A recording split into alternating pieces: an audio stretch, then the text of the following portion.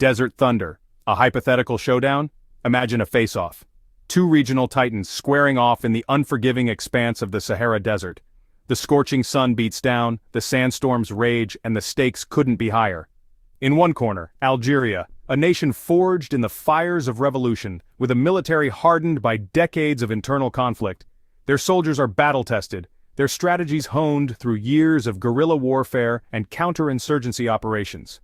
In the other corner, Saudi Arabia, the oil-rich kingdom, armed to the teeth with cutting-edge weaponry purchased from global superpowers.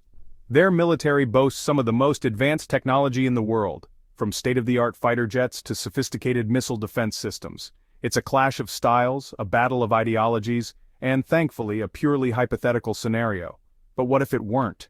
What if these two powerhouses actually went head-to-head in the desert? But let's be honest, who among us hasn't pictured this military matchup while stuck in traffic? No one? Just me?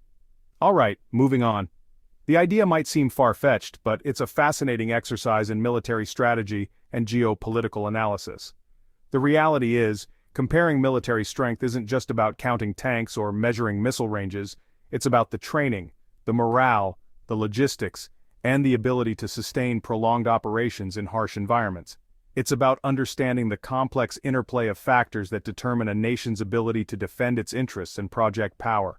From supply chains to cyber warfare capabilities, every detail matters. So, buckle up, folks, because we're about to dive deep into the dunes of this hypothetical desert showdown, analyzing the strengths and weaknesses of two of the Middle East's most formidable militaries, Algeria and Saudi Arabia. We'll explore their histories, their strategies, and what makes each of them a force to be reckoned with on the global stage. A numbers game: manpower and military might. First up, let's talk numbers. Specifically, the number of bodies each country can throw at a problem. Algeria boasts a standing army of roughly 130,000 active personnel, backed up by a 400,000-strong reserve force. That's a lot of boots on the ground. Saudi Arabia, on the other hand, fields a smaller active force of around 75,000, with a reserve force roughly half the size of Algeria's. But hold your horses, folks. Numbers don't tell the whole story.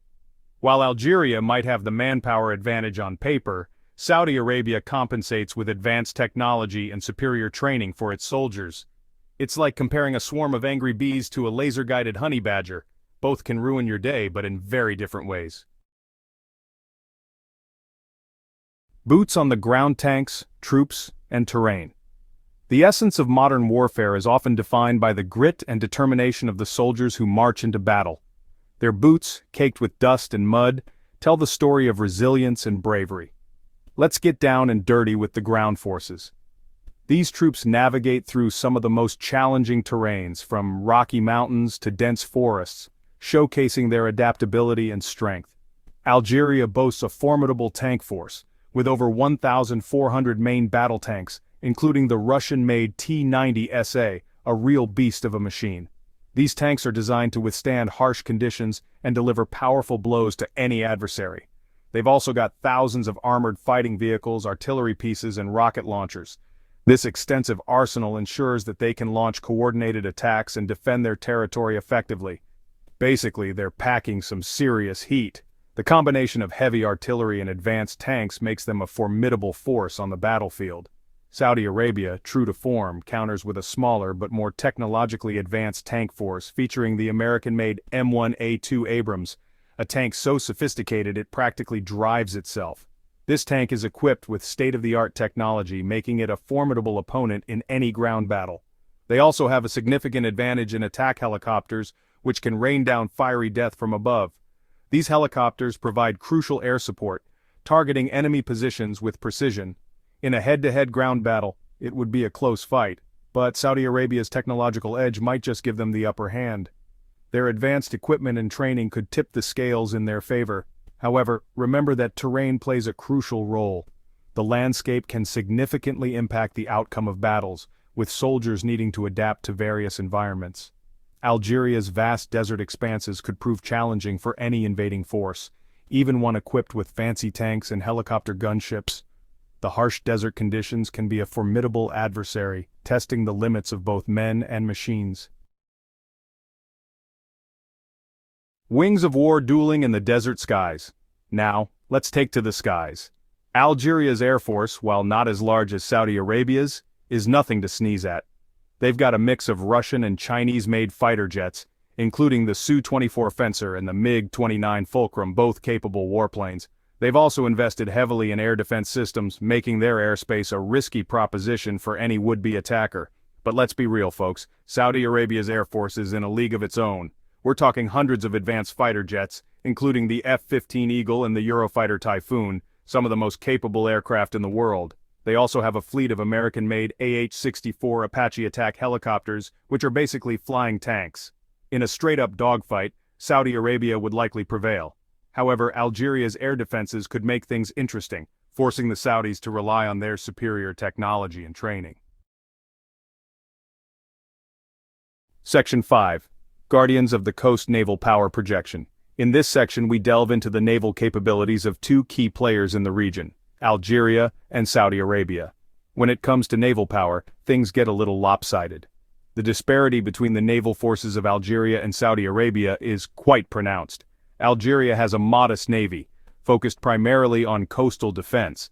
Their naval strategy is built around protecting their territorial waters and ensuring the security of their coastline. They've got a handful of frigates, corvettes, and submarines, enough to make things difficult for any potential aggressor, but not enough to project power far from their shores. Their fleet is designed to be a deterrent, capable of defending against incursions but not necessarily launching offensive operations. Saudi Arabia, with its long coastline and strategic location on the Red Sea and the Persian Gulf, has invested heavily in its navy. Their naval forces are a critical component of their national defense strategy, given the importance of these waterways for global trade and regional security. They've got a modern fleet of warships, including frigates, corvettes, and minehunters, as well as a growing submarine force. This investment reflects their commitment to maintaining a strong maritime presence and protecting their maritime interests. They're also in the process of acquiring more advanced warships, including frigates equipped with sophisticated anti-air and anti-ship missiles. These new additions will significantly enhance their offensive and defensive capabilities, making them a formidable force in the region. In a naval confrontation, Saudi Arabia would have a clear advantage. Their superior technology, larger fleet, and strategic positioning give them the upper hand in any potential conflict at sea. However, it's worth noting that Algeria's coastal defenses, combined with their submarine force, could pose a challenge to any naval operation close to their shores. Their defensive strategy is robust, designed to protect their sovereignty and deter any aggressive actions from adversaries. Both nations continue to evolve their naval strategies through training exercises and international cooperation, ensuring they remain prepared for any maritime challenges that may arise. Section 6. Friends in High Places, the Importance of Allies. No man is an island, and no country fights a war alone. Algeria has traditionally maintained a policy of non-alignment, but they have close ties with Russia and China, both of whom provide military equipment and training. They're also a key player in regional security initiatives, such as the African Union. Saudi Arabia, on the other hand, is a close ally of the United States, which provides them with billions of dollars in military aid and equipment every year. They're also a member of the Gulf Cooperation Council, a regional security alliance. In a hypothetical conflict, these alliances could prove decisive. The United States, for example, maintains a significant military presence in the Middle East and would likely intervene on behalf of Saudi Arabia if their interests were threatened.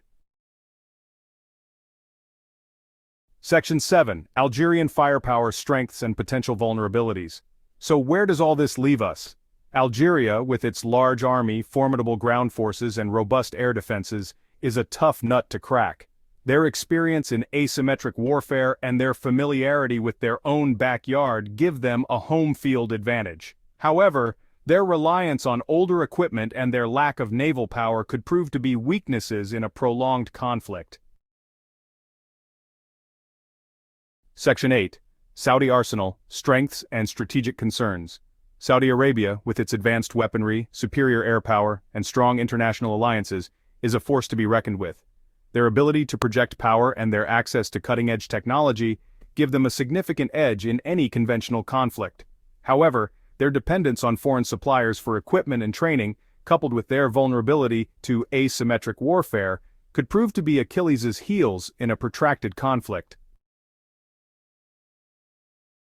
Section 9. A shifting sandscape, the future of military power in the Middle East.